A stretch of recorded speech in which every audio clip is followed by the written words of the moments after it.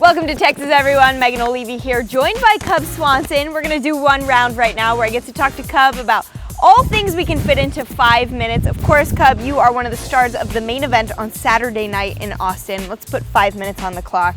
You're facing Frankie Edgar. Yes. Tell me about what you think Frankie Edgar has skill set wise. You know, a lot of people say he's Rocky-ish, and I think that's a good way to put it. He's kind of, you know, he's fought so many wars time and time again.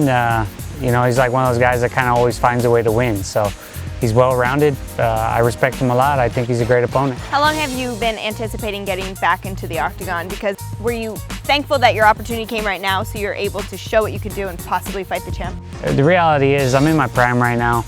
I sat on the bench for a whole year and I got a tough fight with Jeremy Stephens. So I didn't really want to sit on the bench anymore. I felt like the best way was to keep winning and make it impossible for them to deny me of a title shot.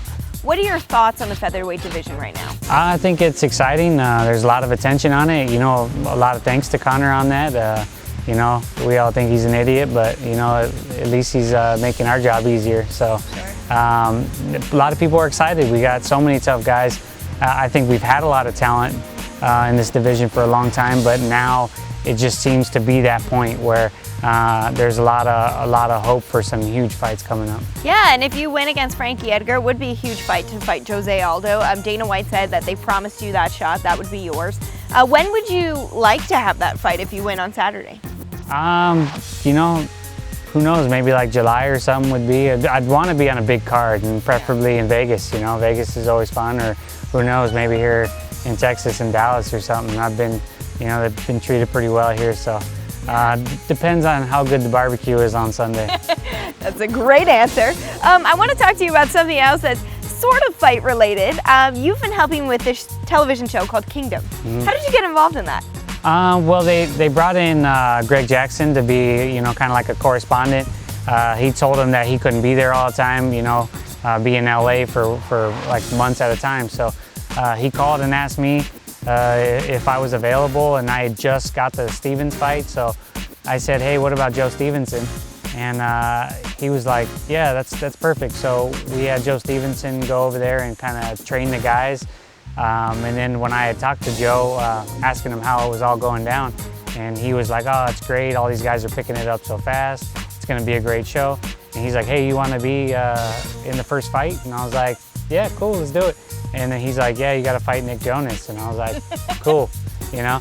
So it was like 4 weeks before my last fight, and I went down there to LA and we rehearsed for like 4 hours one day.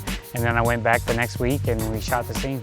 So coming along with working on the show, you then became friends with Nick Jonas, who tweets you, and you know, the Jonas brothers, and now Nick Jonas as a solo artist, they weren't necessarily linked to the UFC, but now he's rooting for you every time you go out into the Octagon. Well, it's pretty cool, you know.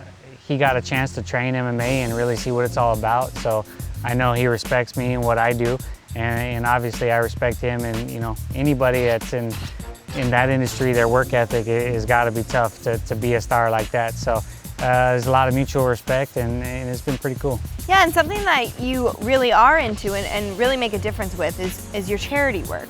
I know you do a lot of work with kids who may be at risk and cerebral palsy. Why do you feel it's so important to donate your time to these causes? Ever since I first started to win some fights and I started to realize how much you know, of an impact I was making on kids, I could never turn down an opportunity to talk to them, to help them out, just because of where I come from, what I've been able to accomplish. I just feel like a moral obligation that there's no reason for me not to do it. So I don't feel like I'm doing anything special. I just feel like I'm doing the right thing, and that to me, that matters. Do you feel like you see a difference in these kids once you start working with them, or a difference in yourself once you're able to work with them? Yeah, you know, it depends on the group you're with. You know, I've been able to go to like the middle school, and me and Tim Bradley went to the middle schools, and we took over PE and kind of taught the kids about, you know, the importance of eating right and why you should work out, stay in shape, and why being healthy is awesome. And then I've worked with kids with cerebral palsy and Down syndrome, and you know, I got into that because my youngest sister has Down syndrome, and so just working with kids like that, it's instant. You see the smile on their face, so it's no problem, you know. Yeah. But I'd have to say the toughest has been working with the juvenile hall kids because